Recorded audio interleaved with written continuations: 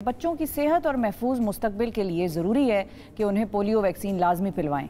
Polio जैसा मुज़ी मर्ज़ उम्र भर की माजूरी का सबब बन सकता है और हमेशा के लिए आपका बच्चा उस माजूरी से फिर वो ज़िंदगी उसी के साथ वो गुजारता रहेगा। लिहाजा फ़ैसला आपने करना है। याद रखें, पोलियो एक लाइलाज बीमारी है और उसे हराने के लिए पोलियो वैक्सीन और कतरे पिलाना बहुत ज़रूरी है। और ये भी जहन में रखिएगा कि पाकिस्तान उन 2 ममालिक में शामिल है दुनिया के जहाँ पर पोलियो के केसेस आज भी मौजूद हैं 2022 में।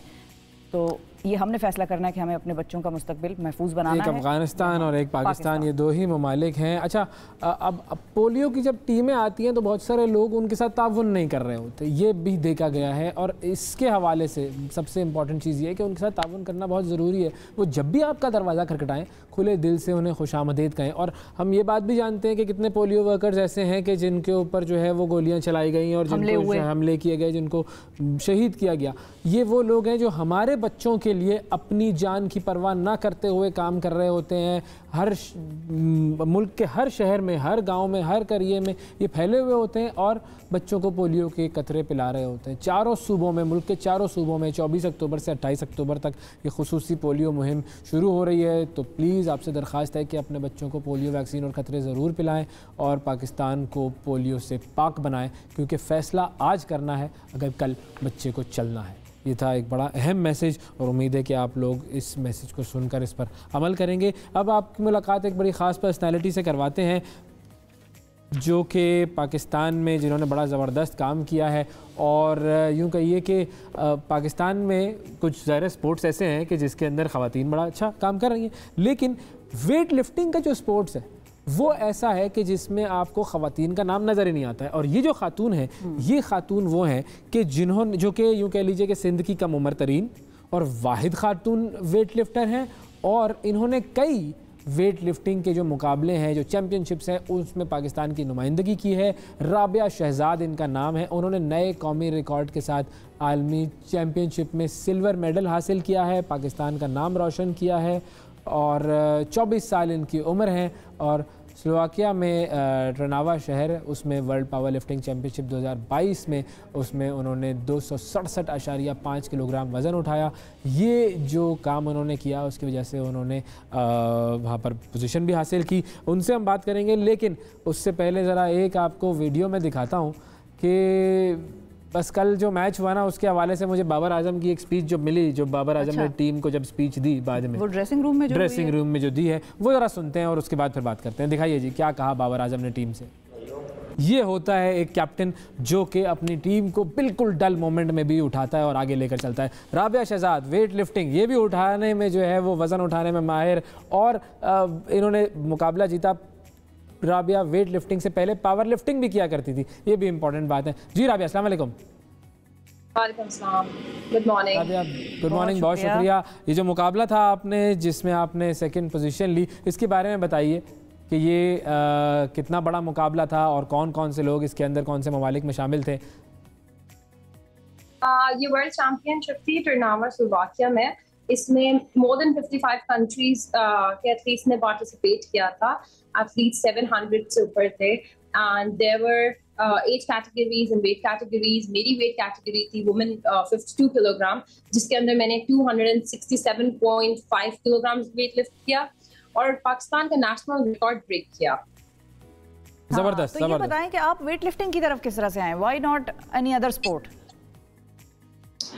मेरा पैशन था कोई स्ट्रेंथ एंड पावर स्पोर्ट्स करने का। Sort of I was more interested in wrestling because लेकिन रेसलिंग की इतनी अपॉर्चुनिटीज नहीं है लड़कियों के लिए इन पाकिस्तान।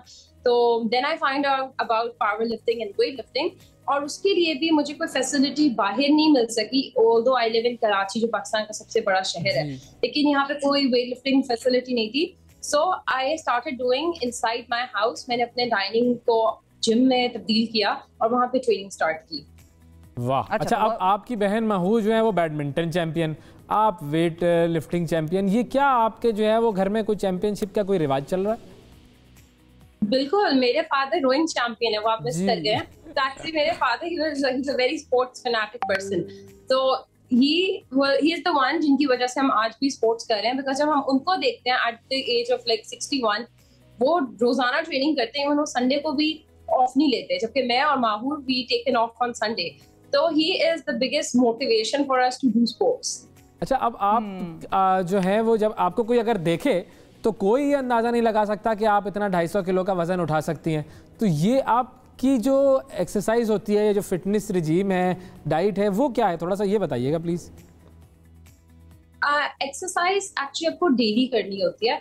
आई नो इतने कम बॉडी वेट के ऊपर आप इतना वेट उठा रहे हैं, like I am dead lifting more than 2.5 times my body weight, जो कोई भी पाकिस्तान में कोई लड़की नहीं कर रही।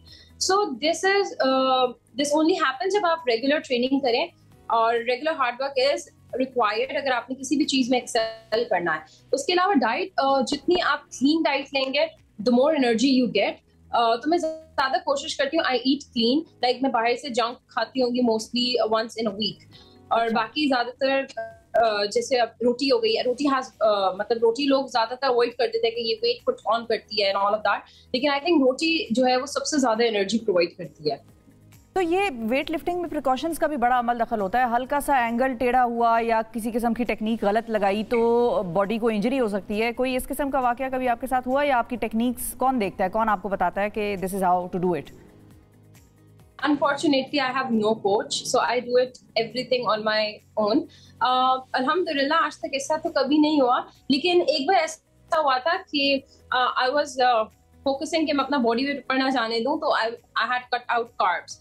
उस वक्त when I made a lift, मैंने क्लीन की and the weight was here on my shoulders and I fainted. मैं पीछे की तरफ गिर गई with the weights. अल्हम्दुलिल्लाह मुझे कोई ऐसी चोट नहीं लगी। तो ऐसे इंसिडेंट्स तो हो जाते हैं। समटाइम्स स्नैच किया तो स्नैच में आपको वेट आपके ओवरहेड जाता है तो वो पीछे स्लिप हो जाता है, तो उसके अंदर फिर आर्म्स आपके ट्विस्ट हो जाते हैं। So these things do happen, लेकिन but I think this is the beauty of sport, this sport. ऐसा ही है। तो फाइनली आगे क्या इरादे हैं, आप किस चीज़ की तैयारी कर रही हैं आप?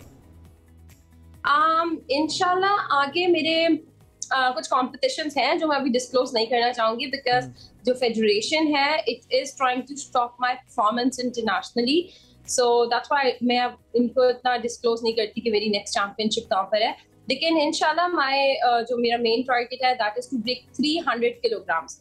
जब मैं नेक्स्ट कॉम्पिटिशन में जाऊँ तो मैं अराउंड 300 किलोग्राम्स लिफ्ट करूँ इंशाल्लाह। और हमें पूरी उम्मीद है कि जो भी फेडरेशन वाले मामलात हैं ये भी हल हों और आप इसी तरीके से पाकिस्तान का नाम रोशन करती रहें। बहुत शुक्रिया अदा करेंगे। राबिया शहजाद मौजूद थी हमारे साथ, पाकिस्तान की सिंध की कम उम्र तरीन और वाहिद खातून वेट लिफ्टर।